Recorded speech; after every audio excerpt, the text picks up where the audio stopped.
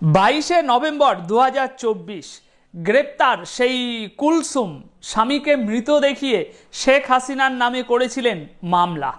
মানে কেঁচো খুঁড়তে আস্তে আস্তে কে উঠে বার হচ্ছে। কিন্তু বন্ধুরা, কেন আমাদের ইউনূস সাহেব এবং তাদের সমন্বয়করা শেখ হাসিনার বিরুদ্ধে এরকম মিথ্যে মামলা করেছিল, উঠে পড়ে লেগে গিয়েছিল, মানুষকে এতে ফাঁসিয়েছিল? বন্ধুরা, এটাকে বলা হয় ইংরাজিতে পলিটিক্যাল ডিফেমিনেশন থিওরি, অর্থাৎ এটা একটা রাজনৈতিক অপবাদ, একটা রাজনৈতিক কৌশল। এর মাধ্যমে কি করা হয়? প্রতিপক্ষকে বদনাম, দুর্নাম করা হয়, যাতে জনসমক্ষে প্রতিপক্ষের সমালোচনা হয়, প্রতিপক্ষের একটা ভাবমূর্তি নষ্ট করা হয়। আর এর ফলে কি হয়? জনসমক্ষে সেই প্রতিপক্ষ রাজনৈতিক দলটার যে গ্রহণযোগ্যতা, যে তার রাজনৈতিক সমর্থন, সেটা কমে যায়। আর এটা কমার ফলে কি হয়? তার যে রাজনৈতিক অবস্থান, সেটা ভীষণভাবে দুর্বল হয়ে যায়। সেই জন্য আমাদের বুদ্ধিজীবী সমন্বয়করা খুব বুদ্ধি খাটিয়ে এই কাজটা করেছে। মানুষকে ধরে ধরে এরকম মামলা দেওয়া হয়েছে শেখ হাসিনার বিরুদ্ধে। এখন শেখ হাসিনার বিরুদ্ধে দেশে হাজার হাজার মামলা রয়েছে। তো সেই হাজার হাজার মামলাগুলো এইভাবেই দেওয়ানো হয়েছে, জোর জবরদস্তি দেওয়ানো হয়েছে। কেন দেওয়ানো হয়েছে? এটাই এখন সবথেকে বড় প্রশ্ন। তবে সেই প্রশ্নে যাওয়ার আগে এই ঘটনাটা আমি আপনাদেরকে, এই খবরটা একবার পড়ে শোনাতে চাই, যাতে আপনাদের চোখ কান নাক সব খুলে যায়। আমরা ইতিমধ্যেই জানি যে এই যে ছাত্র আন্দোলনটা হয়েছে, এই আন্দোলনের মধ্যে যে শত শত ছাত্র মারা গিয়েছে, তাদের অনেকেই এই ছাত্র আন্দোলনের ভিতরে থাকা জামাত শিবিরের উগ্রপন্থী যারা আছে, তাদের হাতের বন্দুকের গুলিতে মারা গিয়েছে। না, এখন এটা এই সমন্বয়কারী জামাত শিবির এরা মানতে চাইবে না। কিন্তু যাদের দৃষ্টিটা একটু ওপেন, যারা একটু তথ্য নিয়ে নাড়াচাড়া করে, তারা সবাই জানে যে এই ছাত্র আন্দোলনের মধ্যে জামাত শিবিরের জঙ্গি গোষ্ঠীরা ছিল। কারণ ভাই, মানুষ না মরলে, আন্দোলন হচ্ছে ঠিক আছে, মানুষ না মরলে এটা ইন্টারন্যাশনালাইজ হবে কি করে? এটাতে রং চং লাগবে কি করে? মানুষ যদি না মরে, মানুষ মরবে, ছাত্র মরবে, তবেই না এই আন্দোলন সারা দেশে আগুনের মতো ছড়িয়ে যাবে, তবেই না আমরা হুঙ্কার দিতে পারবো, আওয়াজ তুলতে পারবো, আমার ভাইয়ের রক্ত বৃথা যেতে দেব না। আরে ভাই, তোর ভাইকে তুই মেরেছিস। এই সমন্বয়ক তাদের গায়ে একটুও নখের আঁচড় লাগেনি, কারোর গায়ে।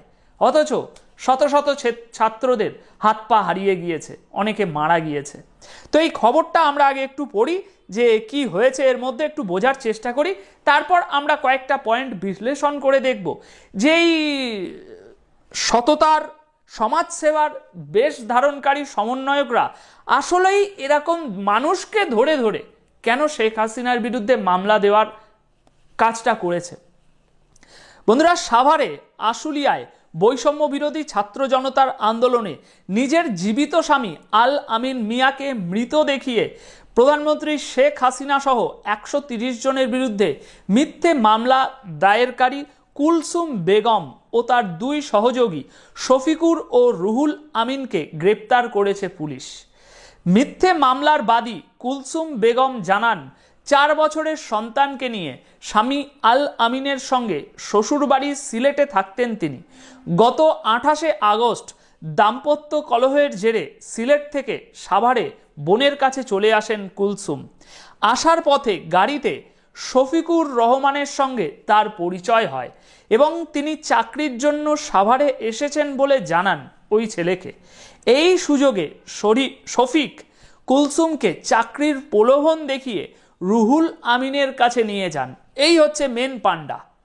পরে রুহুল আমিন ও শফিকুর চাকরির জন্য জন্ম নিবন্ধন চেয়ে সাভারের সেনা শপিং কমপ্লেক্সে দেখা করতে বলেন।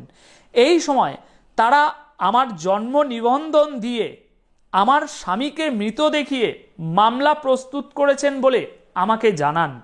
আমি রাজি না হলে তারা নানা রকম ভয়ভীতি দেখিয়ে আমাকে আদালতে নিয়ে উকিলের সামনে কাগজ স্বাক্ষর করে নেন। রুহুল আমিন ও শফিকুর রহমান ব্ল্যাকমেল করে মামলা করতে বাধ্য করেছেন। কুলসুমের বোন ফতেমা বলেন, আমার বোনকে রুহুল আমিন নানাভাবে ভয় দেখিয়েছেন, মামলা, ফাঁসি, এমনকি সবসময় রুহুলের কাছে পিস্তল থাকে বলে ভয়ভীতি দেখান তারা বলতেন যে অজ্ঞাত ছেলেটা মারা গেছে, তিনি যেন বিচার পান, সেজন্য আমরা এই মামলা দায়ের করছি। পরে বুঝতে পারি তারা একটি চক্র ও মামলা বাণিজ্যের সঙ্গে জড়িত। এই লাইনটা মনে রাখবেন। অভিযুক্ত শফিকুর রহমান বলেন, কুলসুমের সঙ্গে আমার গাড়িতে পরিচয় হয়, পরে তাকে নিয়ে আমি রুহুল আমিনের কাছে যাই, তিনি মামলার সব কাজ করেছেন। আশুলিয়া থানার এসআই রকিবুল ইসলাম বলেন, তদন্ত করে বাদীকে উদ্ধার করে 2 জনকে আটক করা হয়েছে। তারা জীবিত স্বামীকে মৃত দেখিয়ে ছাত্র জনতা হত্যা মামলা দায়ের করেছিলেন, যে মামলায় আসামি করা হয়েছিল 130 জনকে। অথচ বাদীর স্বামী এখনো বেঁচে আছেন এবং আদালতে উপস্থিত হয়ে আল আমিন সব স্বীকার করেছেন। সুতরাং বন্ধুরা, এই যে রিপোর্টটাতে একটা যে শব্দ পড়লেন, মামলা বাণিজ্য, তো বিষয়টা এরকমই হয়েছে। এই সমন্বয়করা কেন করেছে আসছি, এই সমন্বয়করা ঠিক এইভাবেই শেখ হাসিনার উপরে যে শত শত মামলা হয়েছে, এরকমভাবেই যেখানে সেখানে যাকে দিয়ে ইচ্ছা এই মামলা এরকমভাবে চাপিয়ে দেওয়া হয়েছে। এটা একটা মামলা বাণিজ্য হয়েছে। মানে কিছুটা এরকমও হতে পারে। এখন আমি আমার ধারণা, থিওরি লাগাচ্ছি যে ধরে নিন এরকম একটা বিষয় হয়েছে, এখন আওয়ামী লীগের যত নেতাকর্মী, ধরুন আমার এলাকায় আমি রয়েছি, এখন এই জামাত শিবিরের জঙ্গি গোষ্ঠীর সাথে আমার কানেকশন, সুতরাং এখন আমার এলাকায় আমি এখন দাদা, তো এই আমার এলাকায় যত ছাত্রলীগ, যুবলীগ, আওয়ামী লীগের কর্মীরা আছে, তাদেরকে আমি এখন ইজিলি ভয় দেখাতে পারি যে ভাই 5 লাখ টাকা দিতে হবে, নইলে যে কোনো একটা মামলায় তোমার নামটা ঢুকে দেব। এই একটা ওই যে ওনার স্বামীর মৃত মামলাতে 130 জনের নাম ঢুকিয়ে দিয়েছে, 1-2 জন নয়। তো এই 130 জনের জন্য যদি আপনার নামটা ঢুকিয়ে দেওয়া হয়, কে কি ধরবে, কে কি বলবে? 5ই আগস্ট বা ওই তারিখের দিন আপনি কোথায় ছিলেন, কি করছিলেন, কেউ কি জানে নাকি? এখন জোর জবরদস্তি, আর আপনি যদি বলেন যে আমি অমুক দিন ওই জায়গায় ছিলাম, কেউ কি আজ বিশ্বাস করবে আজকের এই সরকারের শাসনে? করবে না তো, না। সুতরাং আপনাকে মামলায় ঢুকিয়ে দেওয়া হবে এবং আপনার নামে মামলা হয়ে শোনানো হবে। সুতরাং আপনাকে বলা হলো যে 2 লাখ টাকা দিতে হবে, নইলে তোর নামটা মামলায় ঢুকিয়ে দেব। তো এরকম একটা বাণিজ্য হয়েছে। আর ওপরের লেভেলের যে বাণিজ্য, সেটা হচ্ছে ওই যে ম্যাটিকুলাস পরিকল্পনায় যে কোটি কোটি টাকা বাংলাদেশে এসেছে, সেই টাকার একটা ব্যবসা করেছে সমন্বয়করা, যে এটা তো করতেই হবে, ঠিক আছে, এবার সেল অ্যাক্টিভ করে দেওয়া হয়েছে সারা দেশে, যে তোদের কাজ হচ্ছে একমাত্র, যেমন চিটিংবাজরা, চোর ছিনতাইকারীরা কি করে, রাস্তায় নেমে পড়ে, বিভিন্ন এলাকায় নেমে পড়ে, এবং তাদের একটা পরিকল্পনা, প্ল্যান থাকে যে আমরা আজ অমুক এলাকায় যাব, অমুক এলাকায় গিয়ে অমুক মানুষদের সাথে এইভাবে মিট করে এরকম একটা ছলনা করে তাদের সাথে চিটিংবাজি করে তাদের সম্পদ লুট করে নেব, মোবাইল, টাকা পয়সা লুট করে নেব। তো এরাও এরকম বেশ কিছু মানুষকে এই কাজের জন্য, পার্টিকুলার এই কাজের জন্য নিযুক্ত করেছে, যে তোরা যেখানে যত নিরীহ অসহায় সাধারণ মানুষ পাবি, যাদেরকে এই মামলায় ফাঁসানো, তাদের হয়ে বাদী হওয়ার মতো করে ফাঁসাতে পারবি, ফাঁসা, তোদের এই টাকা দেওয়া হবে, এরকম একটা কেস চলেছে। এখন এগুলো কেন সমন্বয়করা করতে চেয়েছে, তার 3-6টা কারণ আছে। প্রথম কারণ, তারা এই মামলাগুলো করার মাধ্যমে প্রধান যে কারণটা, সেটা হচ্ছে শেখ হাসিনাকে আইনি এই ব্যবস্থা নিয়ে তার নামে একটা মামলা হয়েছে, এখন যদি 100টা মামলা হয় তাহলে কি হবে? এই যে আইনি সমস্যাটা, সেটা বহুগুণ বেড়ে যাবে। আর তাতে করে কি হবে, তিনি দেশ থেকে বহু দূরে সরে যাবে। তার নামে যত মামলা হবে, তিনি দেশ থেকে তত বেশি দূরে সরে যাওয়ার পসিবিলিটি বাড়বে, নাম্বার 1। নাম্বার 2, সেটা হচ্ছে এই যে প্রতিরোধ, এই যে সমন্বয়করা আছে তাদের বিরুদ্ধে যে একটা প্রতিরোধ তৈরি হবে, একটা যে সম্ভাবনা হতে পারে যে আওয়ামী লীগের, ছাত্রলীগের, যুবলীগের কর্মীরা সব মিলিত হয়ে একটা আন্দোলন করবে, জনসমাবেশ করবে, এই যে প্রতিরোধ, সেই প্রতিরোধ যে সম্ভাবনাটা, সেটাকে কমিয়ে দেওয়া। মামলা মোকদ্দমা চারিদিকে চলছে, এতজনের নামে, এই যে 130 জনের নামে মামলা করা হয়েছে, এখন এই 130 জন তো আর এরকম কোনো সমাবেশে আসতে পারবে না, বাইরেই বেরোতে পারবে না। ধরুন এই যে 130 জন নামে মামলা করা হয়েছে, এ তো সাধারণ মানুষ না, না, বেছে বেছে মামলা করা হয়েছে।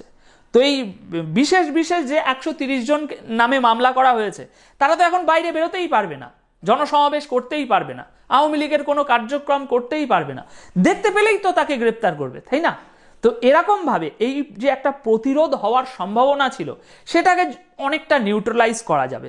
দুই, নিজেদের সরকারের যে একটা বৈধতা, যে আমরা শেখ হাসিনার বিরুদ্ধে অ্যাকশন নেওয়ার জন্যই সরকার গঠন করেছি, শেখ হাসিনার সমস্ত রাজত্ব, সমস্ত শাসন, তার যত আইডিওলজি আছে সব ধ্বংস করে দেব, শেখ হাসিনার আওয়ামী লীগের যে রাজনীতি সেটা গোড়া থেকে তুলে ফেলে দেব, এটাই তো জামাত শিবিরের লোকেরা চায়, তাই না? তো সেই একটা বৈধতা দেওয়ার জন্য যতটা সম্ভব শেখ হাসিনার নামে মামলা, মোকদ্দমা, বদনাম, তার মাথায় যতটা বোঝা চাপিয়ে দেওয়া যায়, ততটাই তাদের সরকার বৈধতা পাবে এই জামাত শিবিরের জনগোষ্ঠীর কাছে। চতুর্থ, এই আওয়ামী লীগের রাজনৈতিক যেসব মিত্র আছে, সংগঠন আছে, বা এই আওয়ামী লীগের যত নেটওয়ার্ক আছে, যা কিছু আছে, সেই সমস্ত কৌশলগুলোকে ভেঙে চুরে দেওয়া, যাতে এই যে আওয়ামী লীগ বা এই যে বিরোধী শক্তি, তাদের যে বিরোধী শক্তি, সেটা একত্রিত না হতে পারে। এখন ধরে নিন একটা গ্রুপ আছে, সেই গ্রুপের সবার নামে মামলা দায়ের করে দিয়েছে, তাহলে এখন সেই গ্রুপটার স্থিতিশীলভাবে চলবে না, সেই গ্রুপে সবাই অস্থির হয়ে যাবে, মামলা মামলা মামলা, আমার নামে 2টো মামলা, ওর নামে 5টা মামলা, ওর নামে 6টা মামলা।